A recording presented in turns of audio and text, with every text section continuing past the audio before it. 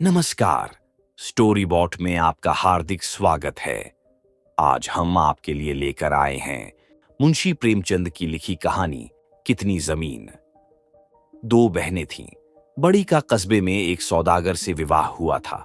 छोटी देहात में किसान के घर ब्याह थी। बड़ी का अपनी छोटी बहन के यहां आना हुआ। निबटकार दोनों जनी बैठी तो बातों का सूत चल पड़ा। बड़ी अपने शहर के जीवन की तारीफ करने लगी। देखो कैसे आराम से हम रहते हैं, फैंसी कपड़े और ठाठ के सामान, स्वाद स्वाद की खाने पीने की चीजें, और फिर तमाशे, थिएटर, बाग बगीचे। छोटी बहन को बात लग गई। अपनी बारी पर उसने सौदागर की जिंदगी को हेय बताया और किसान का पक्ष लिया। कहा, मैं तो अपनी जिंदगी का तुम्हारे साथ अदला बदला कभी न करूं। हम सीधे सादे और रुखे से रहते हैं तो क्या, चिंता फिक्र से तो छूटे हैं। तुम लोग सजी धजी रहती हो। तुम्हारे यहां आमदनी बहुत है, लेकिन एक रोज वह सब हवा भी हो सकता है। जी जी, कहावत है ही, हानि लाभ दोई जुड़वा भाई। अक्सर होता है कि आज तो अमीर है, कल वही टुकड़े को मोहताज है। पर हमारे गांव के जीवन में यह जोखिम नहीं है। किसानी जिंदगी फूली और चिकनी नहीं दिखती तो क्या, उम्र लंबी होती है और मेहनत से तंदुरुस्ती भी बनी रहती है। हम मालदार न कहलाएंगे, लेकिन हमारे पास खाने की कमी भी कभी न होगी। बड़ी बहन ने ताने से कहा, बस बस, पेट तो बैल और कुत्ते का भी भरता है, पर वह भी कोई जिंदगी है। तुम्हें जीवन के आराम, अदब और आनंद का क्या पता है। तुम्हारा मर्द जितनी चाहे मेहनत करे, जिस हालत में तुम जीते हो उसी हालत में मरोगे। वहीं चारों तरफ गोबर, भूस, मिट्टी, और यही तुम्हारे बच्चों की किस्मत में बदा है। छोटी ने कहा, तो इसमें क्या हुआ। हाँ, हमारा काम चिकना चुपड़ा नहीं है, लेकिन हमें किसी के आगे झुकने की भी जरूरत नहीं है।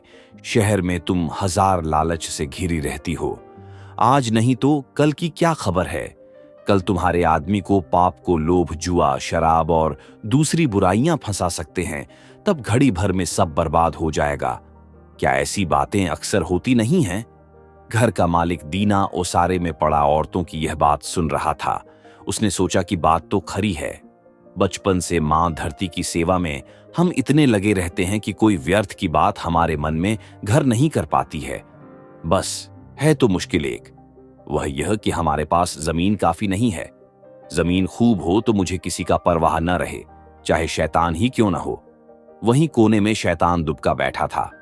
उसने सब कुछ सुना। वह खुश था। किसान की बीवी ने गांव की बड़ाई करके अपने आदमी को डींग पर चढ़ दिया। देखो ना, कहता था कि जमीन खूब हो तो फिर चाहे शैतान भी आ जाए तो परवाह नहीं। शैतान ने मन में कहा कि अच्छा हजरत, यही फैसला सही। मैं तुमको काफी जमीन दूंगा और देखना है कि उसी से तुम मेरे चंगुल में होते हो कि नहीं।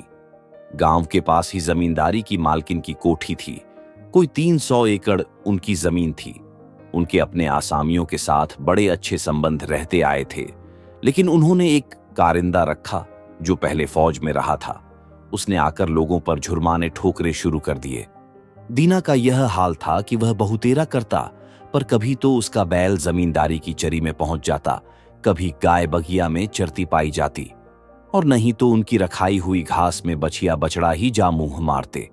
हर बार दीना को जुर्माना उठाना पड़ता। जुर्माना तो वह देता, पर बेमन से। वह कुनमुनाता और चिढ़ा हुआ सा घर पहुंचता और अपनी सारी चिढ़ घर में उतारता। पूरे मौसम कारिंदे की वजह से उसे ऐसा त्रास भुगतना पड़ा। अगले जाड़ों में गांव में खबर हुई कि मालकिन अपनी जमीन बेच रही है और मुंशी इकराम अली से सौदे की बातचीत चल रही है। किसाने सुनकर चौंकते हुए। उन्होंने सोचा कि मुंशी जी की जमीन होगी तो वह जमींदार के कारिंदे से भी ज्यादा सख्ती करेंगे और जुर्माने चढ़ावेंगे, और हमारी तो गुजर बसर इसी जमीन पर है। यह सोचकर किसान मालकिन के पास गए। कहा कि मुंशी जी को जमीन न दीजिए, हम उससे बढ़ती कीमत पर लेने को तैयार हैं। मालकिन राजी हो गईं। तब किसानों ने कोशिश की कि मिलकर गांव पंचायत की तरफ से वह सब जमीन पर जासे, ताकि वह सभी की बनी रहे। 2 बार इस पर विचार करने को पंचायत जुड़ी, पर फैसला न हुआ। असल में शैतान की सब करतूत थी। उसने उनके बीच फूट डाल दी थी। बस तब वे मिलकर किसी एक मत पर आ ही नहीं से। तय हुआ कि अलग अलग करके ही वह जमीन ले ली जाए। हर कोई अपने बित्ते के हिसाब से ले। मालकिन पहले की तरह इस बात पर भी राजी हो गई।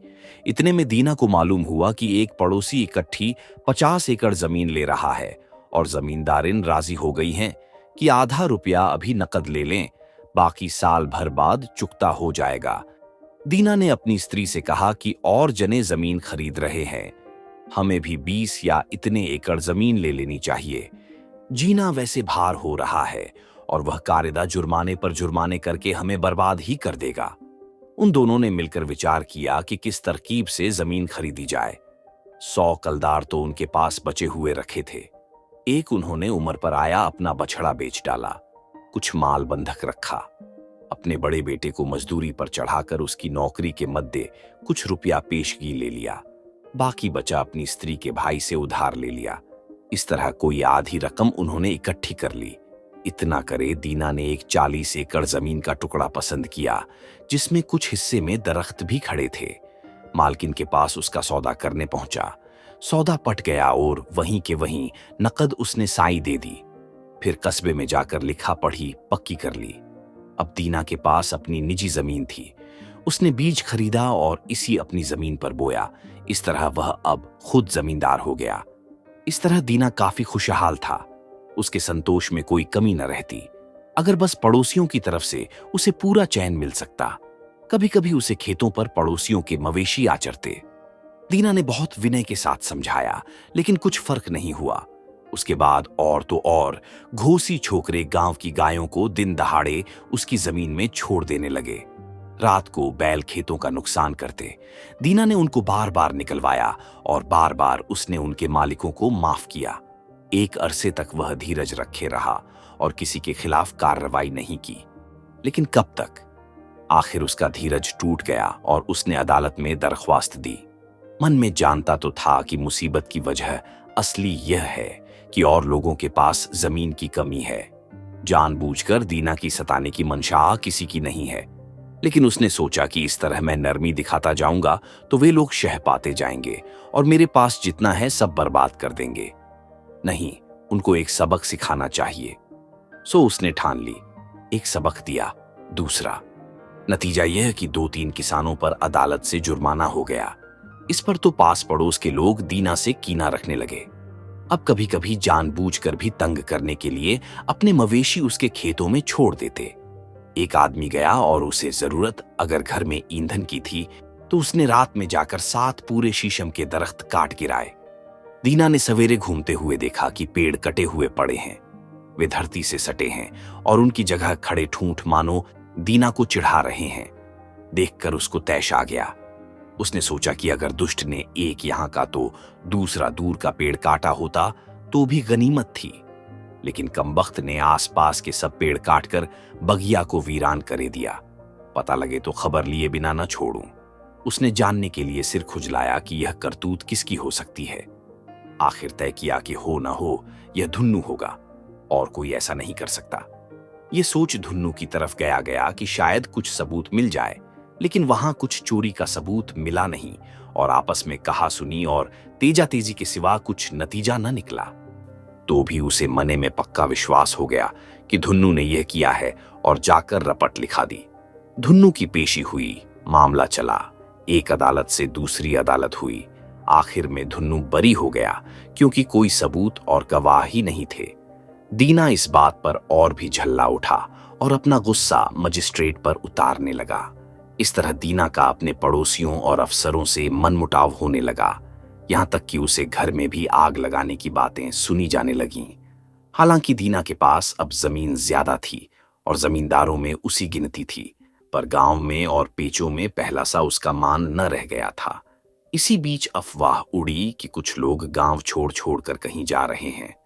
दीना ने सोचा कि मुझे तो अपनी जमीन छोड़ने की जरूरत है ही नहीं, लेकिन और कुछ लोग अगर गांव छोड़ेंगे तो चलो, गांव में भीड़ ही कम होगी। मैं उनकी जमीन खुद ले लूंगा, तब ज्यादा ठीक रहेगा। अब तो जमीन की कुछ तंगी मालूम होती है। एक दिन दीना घर के ओसारे में बैठा हुआ था कि एक परदेसी सा किसान उधर से गुजरता हुआ उसके घर उतरा। वह वहां रात भर ठहरा और खाना भी वहीं खाया। दीना ने उससे बातचीत की कि भाई कहां से आ रहे हो? उसने कहा, दरिया सतलज के पास से आ रहा हूं, वहां बहुत काम है, फिर एक में से दूसरी बात निकली और आदमी ने बताया कि उस तरफ नई बस्ती बस रही है। उसे अपने गांव के कई और लोग वहां पहुंचे हैं। वे इस सोसाइटी में शामिल हो गए हैं और हर एक को 20 एकड़ जमीन मुफ्त मिली है। जमीन ऐसी उम्दा है कि उस पर गेहूं की पहली फसल जो हुई तो आदमी से ऊंची ऊंची बालें गईं और इतनी घनी कि दरांत के एक काट में एक पूला बन जाए। एक आदमी के पास खाने को दाने न थे, खाली हाथ वहां पहुंचा। अब उसके पास 2 गायें, 6 बैल और भरा खलिहान अलग। दीना के मन में भी अभिलाषा पैदा हुई। उसने सोचा कि मैं यहां तंग संकरी सी जगह में पड़ा क्या कर रहा हूं, जबकि दूसरी जगह मौका खुला पड़ा है। यहां की जमीन घर बार बेच बाच कर नकदी बना वहीं क्यों ना पहुंचूं और नए सिरे से शुरू करके देखूं। यहां लोगों की गिचपित हुई जाती है, उसे दिक्कत होती है और तरक्की रुकती है, लेकिन पहले खुद जाकर मालूम कर आना चाहिए कि क्या बात है। सो बरसात के बाद तैयारी करे वह चल दिया। पहले रेल में गया, फिर सैकड़ों मील बैलगाड़ी पर और पैदल सफर करता हुआ सतलज के पार वाली जगह पर पहुंचा। वहां देखा कि जो उस आदमी ने कहा था सब सच है। सबके पास खूब जमीन है। हर एक को सरकार की तरफ से 20-20 एकड़ जमीन मिली हुई है या जो चाहे खरीद सकता है। और खूबी यह कि कौड़ियों के मोल जितनी चाहे जमीन और भी ले सकता है। सब जरूरी बातें मालूम करे दीना जाड़ों से पहले पहल घर लौट आया। आकर देश छोड़ने की बात सोचने लगा। नफे के साथ उसने सब जमीन बेच डाली, घर मकान मवेशी डंगर सबकी नकदी बना ली और पंचायत से इस्तीफा दे दिया और सारे कुनबे को साथ ले सतलज पार के लिए रवाना हो गया। दीना परिवार के साथ उस जगह पहुंच गया। जाते ही एक बड़े गांव की पंचायत में शामिल होने की अर्जी दी। पंचों की उसने खूब खातिर की और दावतें दी। जमीन का पट्टा उसे सहज मिल गया। मिली जुली जमीन में से उसे और उसके बाल बच्चों के इस्तेमाल के लिए 5 हिस्से यानी 100 एकड़ जमीन उसको दे दी गई। वह सब इकट्ठी नहीं थी, कई जगह टुकड़े थे। अलावा इसके पंचायती चरागाह भी उसके लिए खुला कर दिया गया। दीना ने जरूरी इमारतें अपने लिए खड़ी की और मवेशी खरीद लिए। शामलात जमीन में से ही अब उसको इतना मिल गया था कि पहले से तिगुनी, और जमीन उपजाऊ थी। वह पहले से कई गुना खुशहाल हो गया। उस पास चराई के लिए खुला मैदान का मैदान पड़ा था और जितने चाहे वह ढोर रख सकता था। पहले तो वहां जमने और मकान वकान बनवाने का उसे रस रहा। वह अपने से खुश था और उसे गर्व मालूम होता था।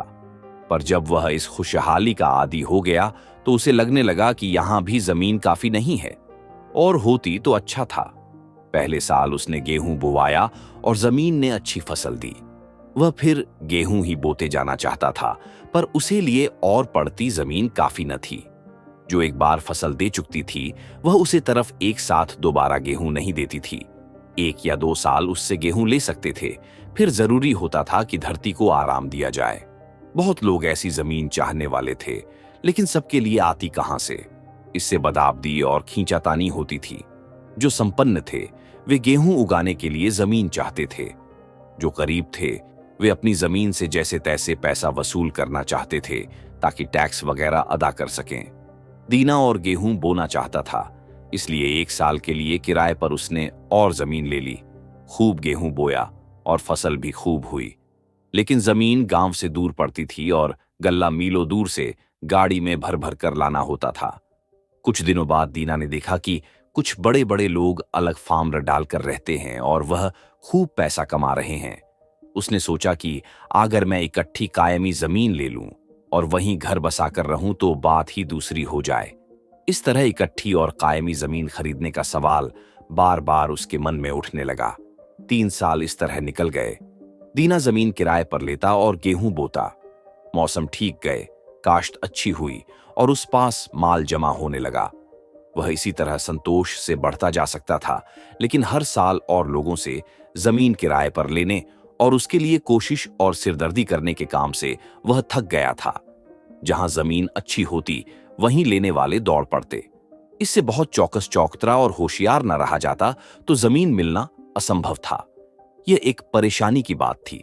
इस पर तीसरे साल ऐसा हुआ कि दीना ने एक महाजन के साझे में कुछ काश्तकारों से एक जमीन किराए में ली। जमीन घोड़कर तैयार हो चुकी थी कि कुछ आपस में तनातनी हो गई और किसान लोग झगड़ा लेकर अदालत पहुंचे। अदालतें से फिर मामला बिगड़ गया और की कराई मेहनत बेकार गई। दीना ने सोचा कि अगर कहीं जमीन मेरी कायमी मिल्कियत की होती तो मैं आजाद होता और क्यों यह पचड़ा बनता और बखेड़ बढ़ता। उस दिन से वह जमीन के लिए निगाह रखने लगा। आखिर एक किसान मिला जिसने 1000 जमीन खरीदी थी, लेकिन पीछे उसकी हालत संभल न सकी। अब मुसीबत में पड़कर वह उसे सस्ती देने को तैयार था। दीना ने बात उसे चलाई और सौदा करना शुरू किया। आदमी मुसीबत में था, इससे दीना भाव दर में कमी करने लगा। आखिर कीमत 1000 रुपये तय पाई। कुछ नगद दे दिया जाए, बाकी फिर। सौदा पक्का हो गया था कि एक सौदागर अपने घोड़े के दाने पानी के लिए उसे घर के आगे ठहरा। उसे दीना की बातचीत जो हुई तो सौदागर ने कहा कि मैं नर्मदा नदी के उस पार से चला आ रहा हूं। वहां 1500 एकड़ उम्दा जमीन कुल 500 रुपए में मैंने खरीदी थी। सुनकर दीना ने उससे और सवाल पूछे। सौदागर ने कहा, बात यह है कि अफसर चौधरी से मेल मुलाकात करने का हुनर चाहिए। 100 से ज्यादा रुपए तो मैंने रेशमी कपड़े और गलीचे देने में खर्च किए होंगे। फिर शराब, फल मेवों की डालियां, चाय सेठ वगैरह के उपहार अलग। नतीजा यह कि फी एकड़ मुझे जमीन आनों के भाव पड़ गई। कहकर सौदागर ने अपने दस्तावेज सब दीना के सामने कर दिए। फिर कहा, जमीन ऐन नदी के किनारे है और सारे का सारा कित्ता इकट्ठा है, उपजाऊ इतना कि क्या पूछो। दीना ने इस पर उत्सुकता पूर्वक सौदागर से सवाल पर सवाल किए। उसने बताया, वहां इतनी जमीन है, इतनी कि तुम महीनों चलो तो पूरी न हो। वहां के लोग ऐसी सीधे हैं जैसे भेड़ और जमीन समझो, मुफ्त के भाव ले सकते हो। दीना ने सोचा, यह ठीक रहेगा। भला मैं अब 1000 एकड़ के लिए 1000 रुपया क्यों फंसाऊं? अगर वहां जाकर इतना रुपया जमीन में लगाऊं तो यहां से कई गुनी ज्यादा जमीन मुझे पड़ जाएगी। दीना ने पूछताछ की कि उस जगह कैसे जाया जाए। सौदागर ने सब बतला दिया। वह चला गया तो दीना ने भी अपनी तैयारी शुरू की। बीवी को कहा कि घर देखना भालना और खुद एक आदमी साथ ले यात्रा को निकल पड़ा। रास्ते में एक शहर में ठहरकर वहां से चाय के डब्बे, शराब और इसी तरह और उपहार की चीजें जो सौदागर ने बताई थीं ले लीं। फिर दोनों बढ़ते गए। चलते चलते आखिर 7वें रोज वहां पहुंचे जहां से कोल लोगों की बस्ती शुरू होती थी। उसने देखा कि सौदागर ने जो बात बताई थी वह सही थी। दरिया के पास जमीन ही जमीन थी, सब खाली। ये लोग उससे काम न लेते थे। कपड़े या सिरकी के तंबू में रहते, शिकार करते, मवेशी पालते और ऐसे ही मौज करते थे। न रोटी बनाना जानते थे, न अनाज उगाना सीखा था। दूध का छाछ मट्ठा बनाते, पनीर बनाते और उसी एक तरह की शराब भी तैयार कर लेते थे। ये सब काम औरतें करती। मर्द खाने पीने और फुर्सत के वक्त चैन की बंसी बजाने में रहते। वे लोग मजबूत और स्वस्थ थे और काम धाम के नाम बिना कुछ किए मग्न रहते थे। अपने से बाहर उन्हें कुछ पता न था। पढ़ना लिखना जानते नहीं थे और हिंदी तक नहीं जानते थे, पर थे भले सीधे स्वभाव के। दीना को देखते ही वे अपने तंबुओं से निकल आए और उसके चारों तरफ जमघट लगाकर खड़े हो गए।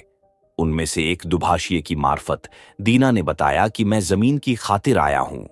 वे लोग बड़े खुश मालूम हुए। बड़ी आवभगत के साथ वे उसे अपने अच्छे सच्चे डेरे में ले गए। वहां कालीन पर बिछे गद्दे पर बिठाया और खुद नीचे चारों ओर घिसकर बैठ गए। उसे पीने को चाय दी और दारू भी। उसकी मेहमानी में बढ़ बढ़कर दावत हुई। दीना ने भी गाड़ी में से अपने पास से भेंट की चीजें निकाली और सबको थोड़ी थोड़ी चाय बांटी। कोल लोग बड़े खुश थे।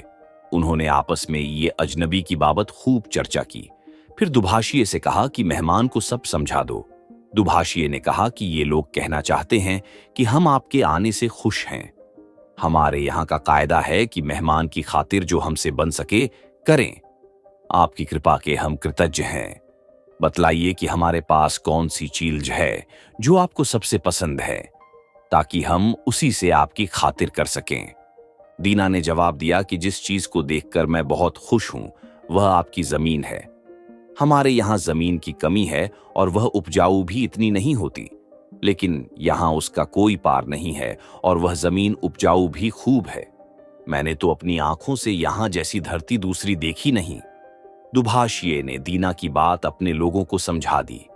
कुछ देर वे आपस में सलाह करते रहे।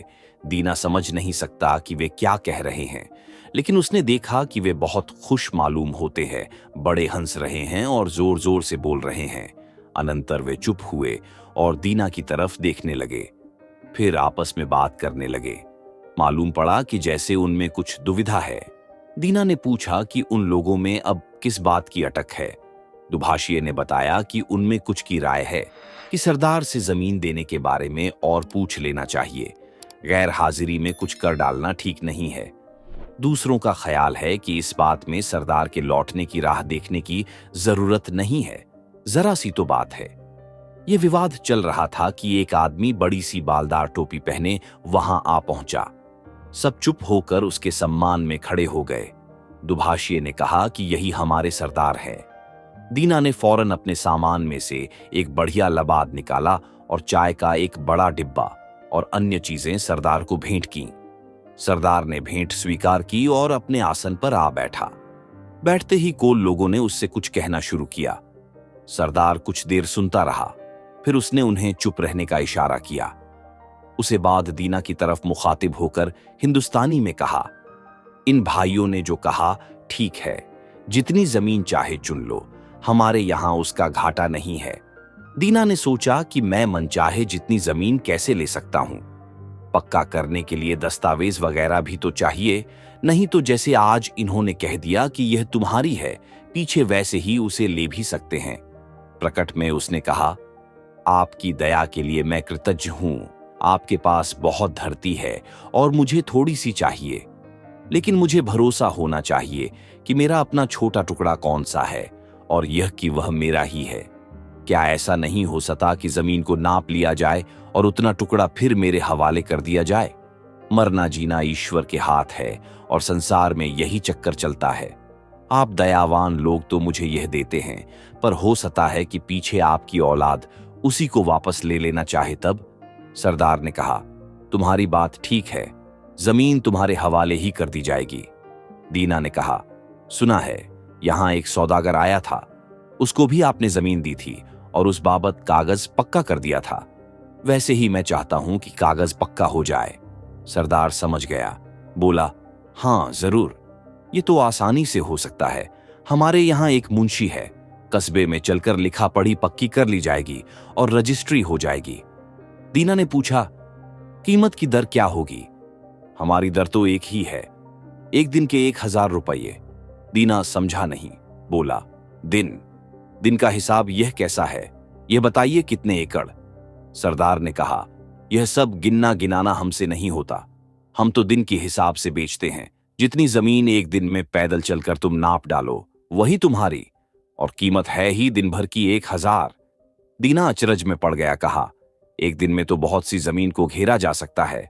सरदार हंसा, बोला, हां क्यों नहीं, बस वह सब तुम्हारी, लेकिन एक शर्त है, अगर तुम उसी दिन उसी जगह ना आ गए जहां से चले थे तो कीमत जब्त समझी जाएगी। लेकिन मुझे पता कैसे चलेगा कि मैं इस जगह से चला था? क्यों, हम सब साथ चलेंगे और जहां तुम ठहरने को कहोगे ठहरे रहेंगे। उस जगह से शुरू करना और वहीं लौट आना। 7 फावड़ा ले लेना। जहां जरूरी सूमझा निशान लगा दिया। हर मोड़ पर एक गड्ढा किया और उस पर घास को जरा ऊंचा चिन दिया। पीछे फिर हम लोग चलेंगे और हल से इस निशान से उस निशान तक हदबंदी खींच देंगे। अब दिन भर में जितना चाहो बड़े से बड़े चक्कर तुम लगा सकते हो, पर सूरज छिपने से पहले जहां से चले थे वहां आ पहुंचना। जितनी जमीन तुम इस तरह नाप लोगे वह तुम्हारी हो जाएगी। दीना खुश हुआ। तय हुआ कि अगले सवेरे ही चलना शुरू कर दिया जाएगा। फिर कुछ गपशप हुई, खाना पीना हुआ। ऐसे ही करते कराते रात हो गई। दीना के लिए उन्होंने खूब आराम का परों का बिस्तर लगा दिया और वे लोग रात भर के लिए विदा हो गए। कह गए कि पौ फटने से पहले ही वे आ जाएंगे ताकि सूरज निकलने से पहले पहले मुकाम पर पहुंच जाया जाए। दीना अपने परों के बिस्तरे पर लेटा तो रहा, पर उसे नींद न आई। रह रहकर वह जमीन के बारे में सोचने लगता था। चलकर मैं कितनी जमीन नाप डालूं, कुछ ठिकाना है। एक दिन में 35 मील तो आसानी से कर ही लूंगा। दिन आजकल लंबे होते हैं और 35 मील कितनी जमीन उसमें आ जाएगी। उसमें से घटिया वाली तो बेच दूंगा या किराए पर उठा दूंगा, लेकिन जो चुनी हुई बढ़िया होगी वहां अपना फार्म बनाऊंगा। 2 दर्जन तो बैल फिलहाल काफी होंगे, 2 आदमी भी रखने होंगे, कोई 150 एकड़ में तो काश्त करूंगा, बाकी चराई के लिए। दीना रात भर पड़ा जमीन आसमान के कुलाबे मिलाता रहा। देर रात कहीं थोड़ी नींद आई, आंख छपी होगी, किसी के बाहर से खिलखिलाकर हंसने की आवाज उसके कानों में आई। अचरज हुआ कि यह कौन हो सकता है। उठकर बाहर आकर देखा कि कोल लोगों का वह सरदार ही बाहर बैठा जोर जोर से हंस रहा है। हंसी के मारे अपना पेट पकड़ रखा है। पास जाकर दीना ने पूछना चाहा, आप ऐसे हंस क्यों रहे हैं? लेकिन अभी पूछ पाया नहीं था कि देखता क्या है कि वहां सरदार तो है नहीं, बल्कि वह सौदागर बैठा है जो अभी कुछ दिन पहले उसे अपने देश में मिला था और जिसने इस जमीन की बात बताई थी। तब दीना उससे पूछने को हुआ कि यहां तुम कैसे हो और कब आए, लेकिन देखा तो वह सौदागर भी नहीं, बल्कि वही पुराना किसान है जिसने मुद्दत हुई तब सतलज पार की जमीन का पता दिया था। लेकिन फिर जो देखता है तो वह किसान भी नहीं है, बल्कि खुद शैतान है जिसके खुर हैं और सींग है। वही वहां बैठा ठट्टा मारकर हंस रहा है। सामने उसके एक आदमी पड़ा हुआ है, नंगे पैर, बदन पर बस एक कुर्ता धोती। जमीन पर वह आदमी औंधे मुंह बेहाल पड़ा है। दीना ने सपने में ही ध्यान से देखा कि ऐसा पड़ा हुआ आदमी कौन है और कैसा। देखता क्या है कि वह आदमी दूसरा कोई नहीं, खुद दीना ही है और उसकी जान निकल चुकी है। ये देखकर मारे डर के वह घबरा गया। इतने में उसी आंख खुल गई। उठकर सोचा कि सपने में आदमी जाने क्या क्या वाहियात बातें देख जाता है। ये सोचकर मुंह मोह दरवाजे के बाहर झांककर जो देखा तो सवेरा होने वाला था। सोचा समय हो गया, उन्हें अब जगा देना चाहिए, चलने में देर ठीक नहीं। वह खड़ा हो गया और गाड़ी में सोते हुए अपने आदमी को जगाया। कहा कि गाड़ी तैयार करो। खुद को लोगों को बुलाने चल दिया। जाकर कहा, सवेरा हो गया है, जमीन नापने चल पड़ना चाहिए। कोल लोग सब उठे और इकट्ठे हुए। सरदार भी आ गए। चलने से पहले उन्होंने चाय की तैयारी की और दीना को चाय के लिए पूछा, लेकिन चाय में देर होने का ख्याल कर उसने कहा, अगर जाना है तो हमको चल देना चाहिए, वक्त बहुत हो गया। कोल तैयार हुए और सब चल पड़े, कुछ घोड़े पर कुछ गाड़ी में। दीना नौकर के साथ अपनी छोटी बहली में सवार था। फावड़ा उसने साथ रख लिया था। खुले मैदान में जब पहुंचे तड़का फूट ही रहा था। पास एक ऊंची टेकड़ी थी, पार खुला बिछा मैदान।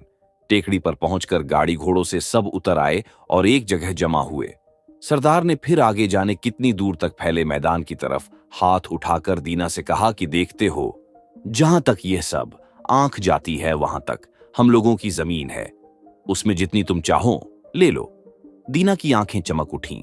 धरती एकदम अछूती पड़ी थी, हथेली की तरह हमवार और मुलायम, काली ऐसी कि बिनौला।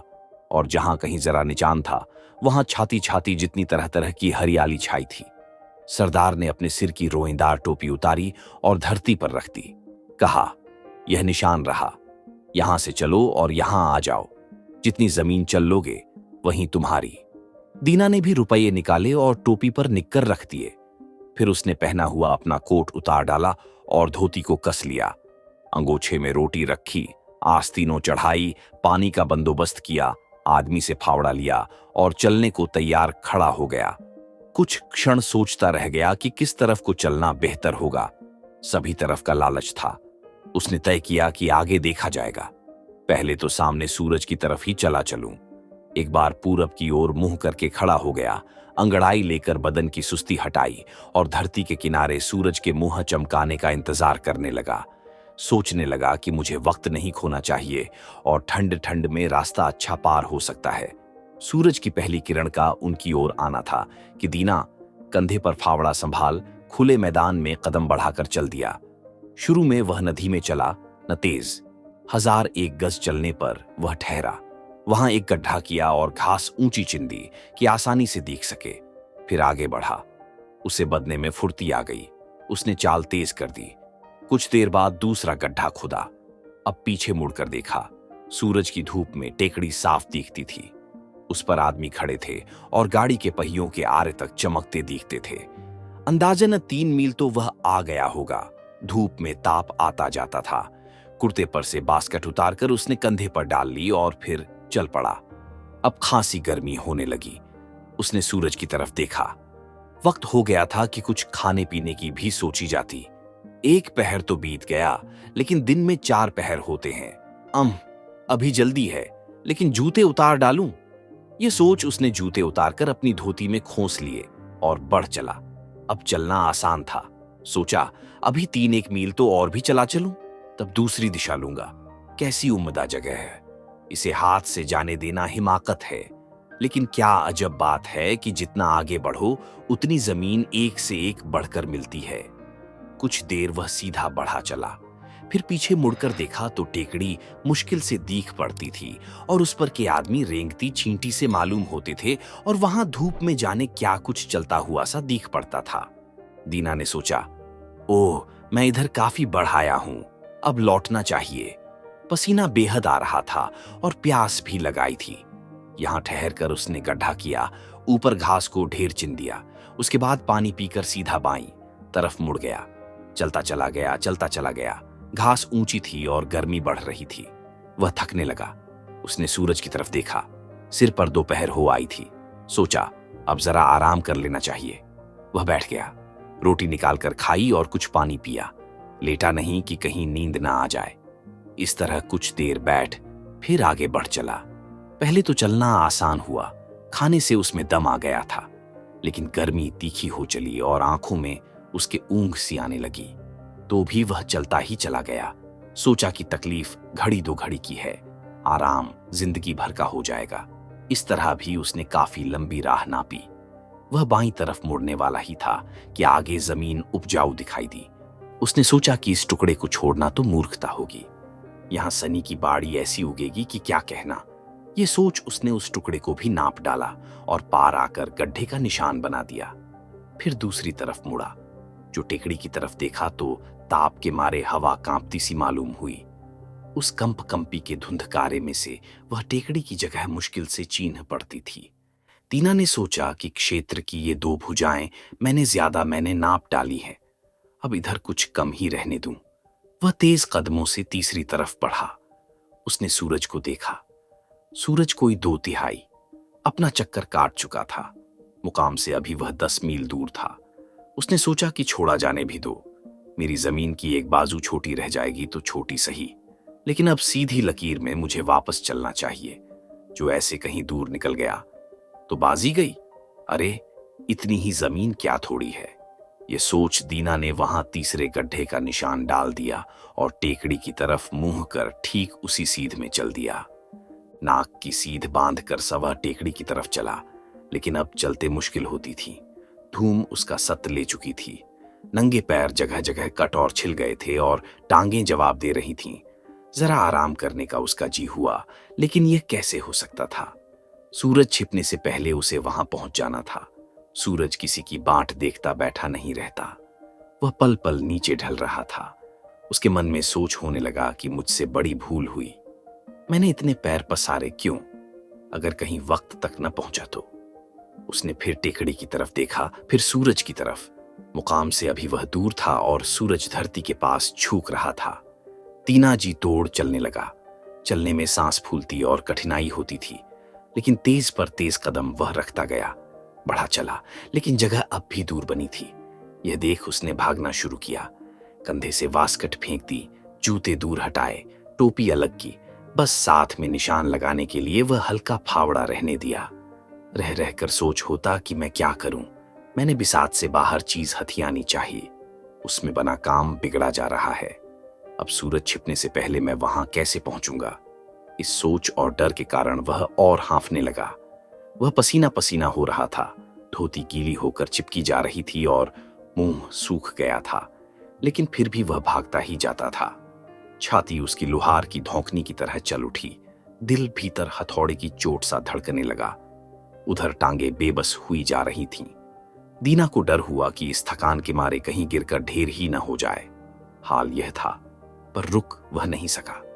इतना भागकर भी अगर मैं जब रुकूंगा तो वे सब लोग मुझ पर हंसेंगे और बेवकूफ बनाएंगे, इसलिए उसने दौड़ना न छोड़ा, दौड़े ही गया। आगे को लोगों की आवाज सुन पड़ती थी। वे उसको जोर जोर से कहकर बुला रहे थे। इन आवाजों पर उसका दिल और सुलग उठा। अपनी आखिरी ताकत समेट वह दौड़ा। सूरज धरती से लगा जा रहा था। तिरछी रोशनी के कारण वह खूब बड़ा और लहू सा लाल दिख रहा था। वह अब डूबा। सूरज बहुत नीचे पहुंच गया था, लेकिन दीना भी जगह के बिल्कुल किनारे आ लगा था। टेकड़ी पर हाथ हिला हिला कर बढ़ावा देते हुए कोल लोग उसे सामने दिखाई देते थे। अब तो जमीन पर रखी वह टोपी भी दिखने लगी, जिस पर उसकी रकम भी रखी थी। वहां बैठा सरदार भी दिखाई दिया। वह पेट पकड़े हंस रहा था। दीना को सपने की याद हो आई। उसने सोचा कि हाय, जमीन तो काफी नाप डाली है, लेकिन क्या ईश्वर मुझे उसको भोगने के लिए बचने देगा? मेरी जान तो गई दिखती है। मैं मुकाम तक अब नहीं पहुंच सकूंगा। दीना ने हसरत भरी निगाह से सूरज की तरफ देखा। सूरज धरती को छू चुका था। वह बची खुची अपनी शक्ति से आगे बढ़ा। कमर झुकाकर भागा, जैसे कि टांगें साथ न देती हों। टेकड़ी पर पहुंचते पहुंचते अंधेरा हो आया था। उसने ऊपर देखा, सूरज छिप चुका था। उसके मुंह से एक चीख सी निकल गई। ओह, मेरी सारी मेहनत व्यर्थ गई। ये सोचकर वह थमने को हुआ, लेकिन उसे सुन पड़ा कि खड़े हैं और उन्हें सूरज अब भी दिख रहा होगा। सूरज छिपा नहीं है, अगरचे मुझको नहीं दिखता। ये सोचकर उसने लंबी सांस खींची और टेकड़ी पर आंख मूंद कर दौड़ा। चोटी पर अभी धूप थी। पास पहुंचा और सामने टोपी देखी। बराबर सरदार बैठा वहीं पेट पकड़े हंस रहा था। दीना को फिर अपना सपना याद आया और उसके मुंह से चीख निकल पड़ी। टांगों ने जवाब दे दिया। वह मुंह के बल आगे को गिरा और उसके हाथ टोपी तक जा पहुंचे। खूब खूब, सरदार ने कहा। देखो, उसने कितनी जमीन ले डाली। दीना का नौकर दौड़ा आया और उसने मालिक को उठाना चाहा, लेकिन देखता क्या है कि मालिक के मुंह से खून निकल रहा है। दीना मर चुका था। कोल लोग दया से और व्यंग्य से हंसने लगे। नौकर ने फावड़ा लिया और दीना के लिए कब्र खोदी और उसमें लिटा दिया। सिर से पांव तक कुल 6 फुट जमीन उसे काफी हुई। अगर आपको यह कहानी पसंद आई हो तो लाइक करें, कमेंट करें और स्टोरी बॉट चैनल को सब्सक्राइब करना न भूलें।